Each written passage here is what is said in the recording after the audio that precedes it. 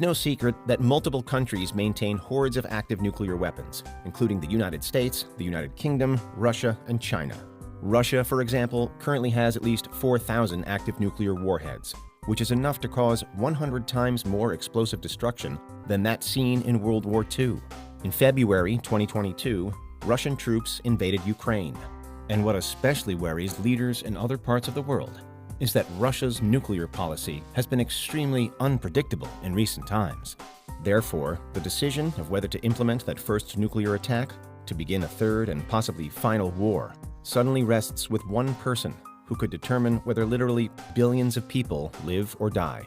If this seems incredible, bear in mind that Putin isn't the only person in the world with such power.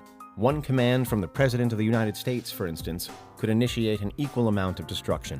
Current President Joe Biden hasn't expressed any intention to do this, but there's no guarantee that he or another future president or the leader of another nuclear country would never make such a decision. There have already been several instances in history where, due to an accident or faulty equipment or even to a misunderstanding, a nuclear attack was just barely averted in time.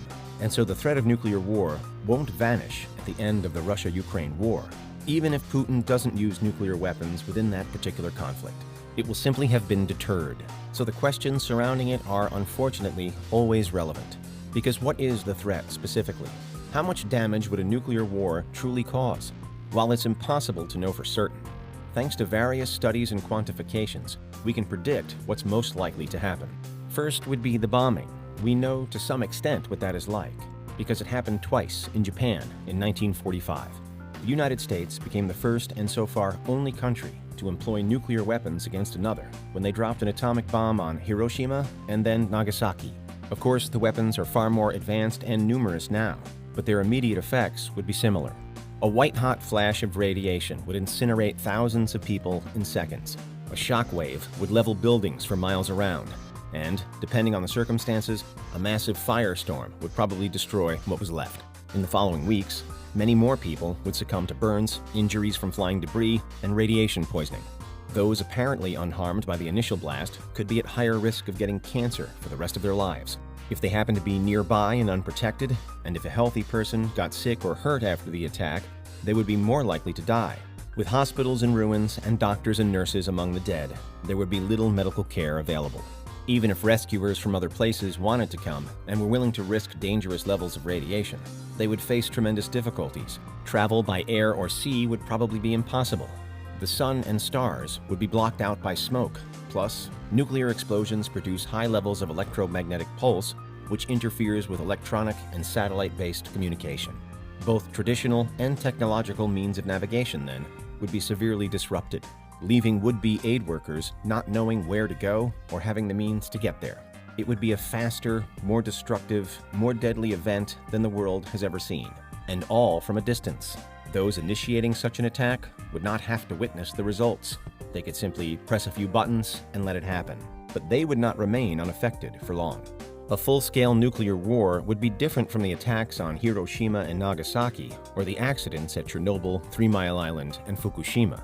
Its effects would not dissipate over the course of a month or a year or perhaps even 100 years. And no matter where the bombs were dropped, all life on Earth would face the consequences. During a wildfire or a volcanic eruption, large amounts of soot and ash are thrown into the air, sometimes darkening the sky even miles away. A nuclear war would cause something like that, only much, much worse. According to studies, including an August 2022 paper by a team at Rutgers University, the billions of tons of dust, smoke, and soot produced by nuclear firestorms would fill the upper atmosphere, potentially blocking most of the light from the sun. In about a month, most plants, including nearly all food crops, would die. Temperatures would drop, potentially by a larger fall than seen in the last ice age. Large sections of the ocean could freeze, and marine algae, the basis of the entire ocean food web, could disappear.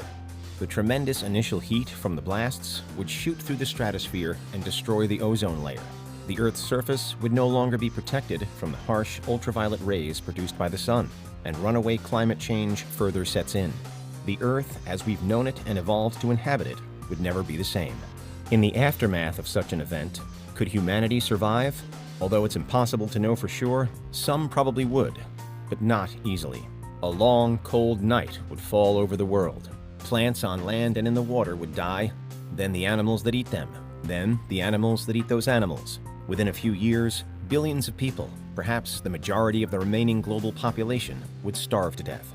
Those left would be isolated and desperate. Depending on their location, they might have access to stored food and water, but it would likely not last as long as the nuclear winter. Survivors would have to find other sources of nourishment then. They'd depend largely on what few living creatures might be left in their vicinity, perhaps tough weeds or hardy insects. The lingering radiation, cold, and lack of sanitation would make everyone highly susceptible to infection, and without access to medical care, even mild infections could be deadly. Still, since there would be a smaller population competing for resources, and enforced isolation would prevent the spread of disease, small groups of people here and there might survive and even reproduce. After a decade or so, the Earth's climate might begin to recover, according to one multi-author 2019 study. But what would be left? Barren lands, empty seas, a handful of other life forms tough enough to make it through the nuclear winter with us, and that's it. Thanks to one war, the next war, civilization as we know it would be over. Whether the remnants of humanity would someday be able to rebuild a global community is impossible to tell. For the immediate future, though, they'd be merely struggling to survive, alone, in a ruined wasteland. Obviously, most people don't want this to happen. So why is the risk still present? Why have humans stockpiled enough nuclear weapons to wipe out most of life on Earth, including ourselves? But really the most important question we face now is, what can we do to prevent nuclear war in the future?